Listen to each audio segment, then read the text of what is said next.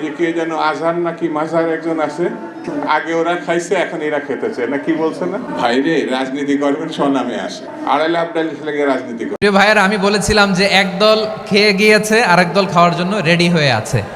তো কোনো দল এটা নিয়ে কোনো কথা বলল না, আপনারা এটাকে নিজের গায়ে যে মাখালেন এটা ঠিক হয়নি। আর এই জাতীয় বার্তা যখন আমরা দেই তখন যদি আপনি বলেন যে পারলে রাজনীতিতে আসেন, পারলে দল করে দেখান, এটা হইল? তো যশোরের প্রোগ্রামের এক ভিডিওর পেছনে আমাদের কিছু দিনী ভাইরা 6 বছর আগের এক অডিও ব্যাকগ্রাউন্ডে জুড়ে দিয়ে বিভ্রান্তি ছড়ানোর জন্য সোশ্যাল মিডিয়াতে ছড়িয়ে দিয়েছে। তো তাদের প্রতিও আমাদের কোনো রাগ নাই, ক্ষোভ নাই, তারা হয়তো দিনই তাকাদা থেকেই করেছে।